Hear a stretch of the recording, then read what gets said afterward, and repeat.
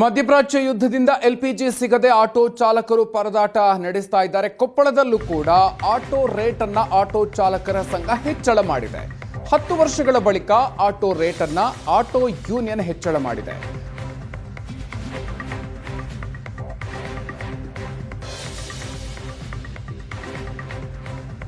ಇನ್ನು ಮತ್ತೊಂದು ಕಡೆಯಲ್ಲಿ ಮಧ್ಯಪ್ರಾಚ್ಯ ದೇಶಗಳ ಯುದ್ಧದಿಂದಾಗಿ ಪ್ರವಾಸೋದ್ಯಮಕ್ಕೂ ಕೂಡ ಈಗ ಪೆಟ್ಟು ಬಿದ್ದಿದೆ.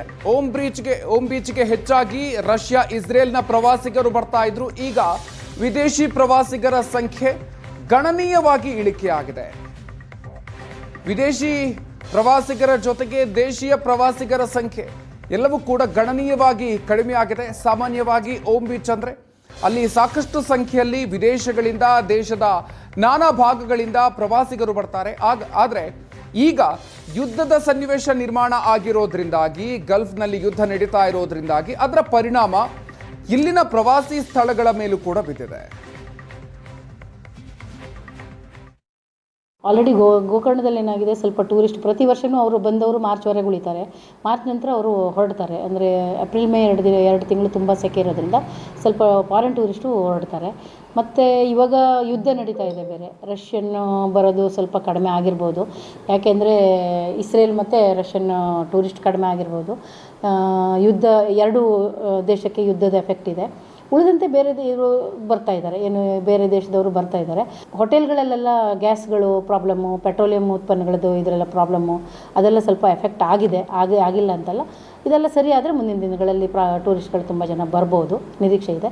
ಲೋಕಲ್ ಟೂರಿಸ್ಟು ಸ್ವಲ್ಪ ಹೋಗೋದನ್ನು ಕಡಿಮೆ ಮಾಡಿದ್ದಾರೆ.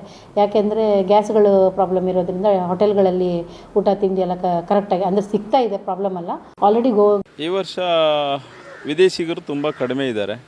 ಲಾಸ್ಟ್ ಇಯರ್ ಎಲ್ಲ ತುಂಬ ವಿದೇಶಿಗರು ಇಲ್ಲಿ ಬಂದುಬಿಟ್ಟು ಹೋಟೆಲಲ್ಲಿ ಉಳಿಯೋದಾಗಲಿ ಅಥವಾ ವಾಟರ್ ಆ್ಯಕ್ಟಿವಿಟೀಸ್ ಏನಾದರೂ ಅಡ್ವೆಂಚರ್ ಮಾಡೋದಾಗಲಿ ಮಾಡ್ತಾಯಿದ್ರು, ತುಂಬಾ ಬರ್ತಾಯಿದ್ರು. ಈ ವರ್ಷ ಲಾಸ್ಟ್ ಇಯರಿಗೆ ಕಂಪೇರ್ ಮಾಡಿದ್ರೆ ತುಂಬ ಕಡಿಮೆ ಇದೆ. ಯಾಕೆಂದರೆ ಹೊರಗಡೆ ಯುದ್ಧ ಎಲ್ಲ ನಡೀತಾ ಇರೋದ್ರಿಂದ ಮೇ ಬಿ ಹಾಗೆ ಅಂದ್ಕೊಂಡಿದ್ದೀವಿ.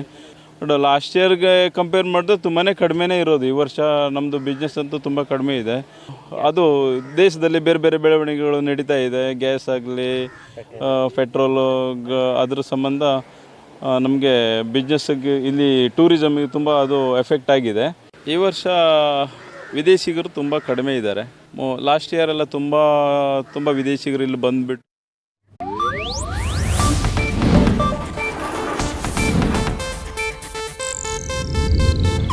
ಇದು ಏಷ್ಯಾನೆಟ್ ನ್ಯೂಸ್ ನೆಟ್ವರ್ಕ್ ಪ್ರಸ್ತುತಿ.